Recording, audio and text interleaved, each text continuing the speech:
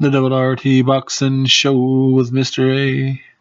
Post-fight recap number 57 shall begin shortly. In 5, 4, 3, 2, 1.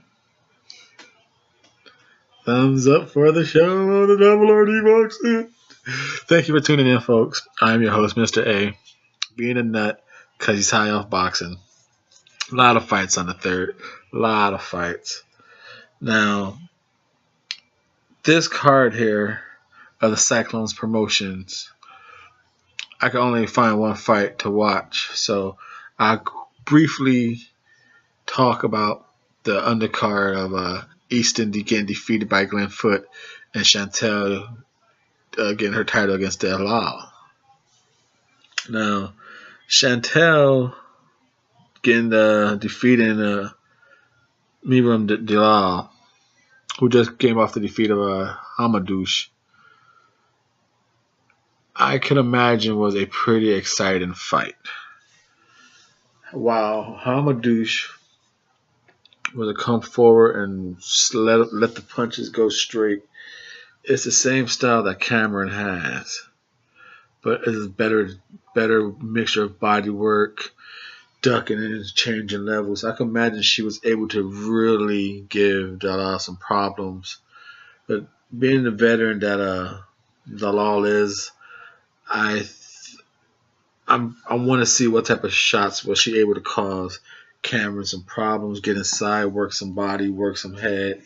You know, how was Cameron able to take some of the counter shots?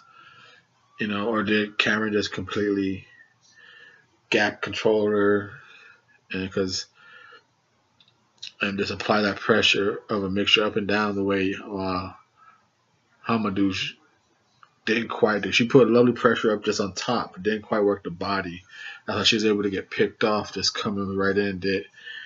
Did Cameron go up and down, change levels of the shit? I'm interested to see that fight. But, you know, they're saying Cameron a unanimous decision. The scorecards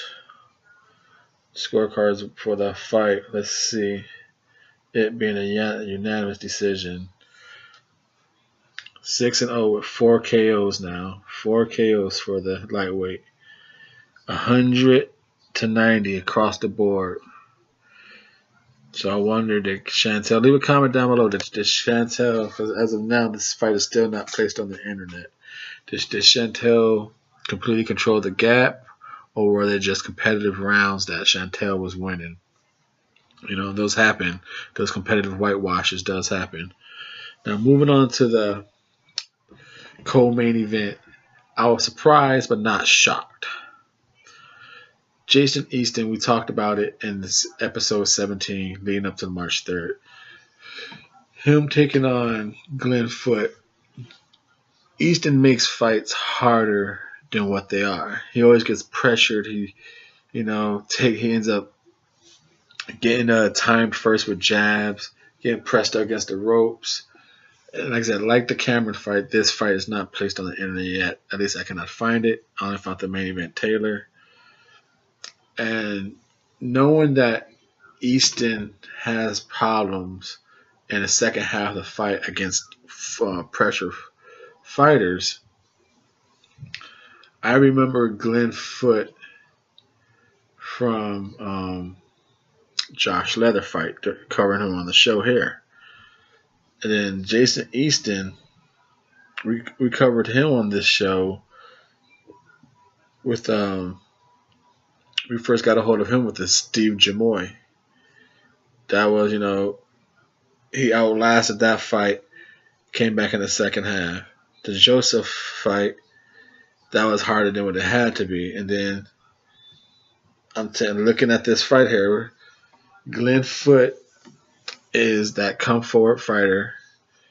He has a little of the man strength on him that he was able to apply, I'm taking a guess, against Jason Easton. Because as I said, when you come forward, eventually Jason Easton gives you an opportunity in the second half of the fights. And it looks like the strength of Glenn Foote, that pressure, wore him down, and got a TKO in the 11th round. So those two fights, Cameron, I'm interested to see how did she dominate and get that 100. Was it just competitive, or was she just able to control the gap, control the veterans' movement? I'm interested in how did she take the shots.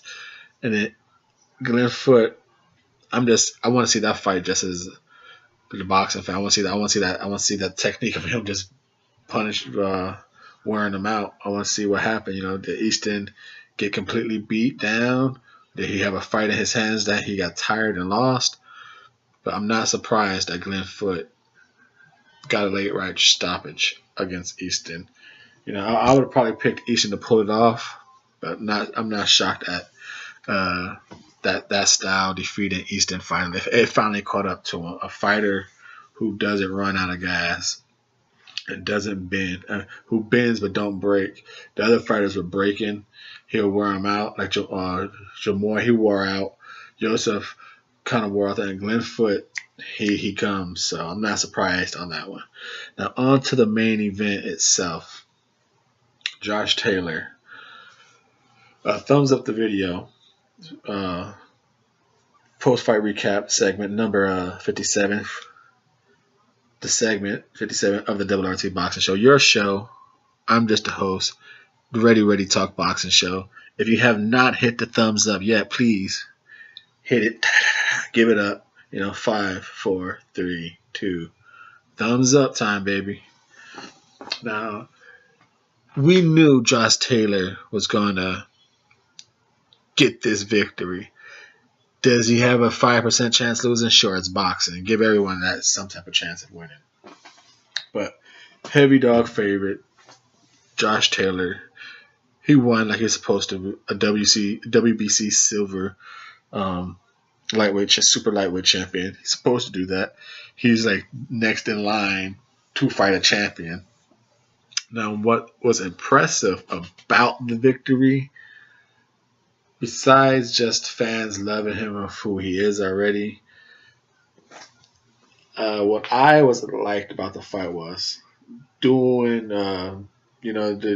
watching fights over and over on this show, the RRT Boxing Show, the one you hit that thumbs up for. Thank you very much. Like I said, you notice styles of fighting. And Winston Campos, the Nicaraguan style, just like they say, Cuban style, Japanese, got that style, those hard body shots, the slick boxing, African American style. The Nicaraguan style is a very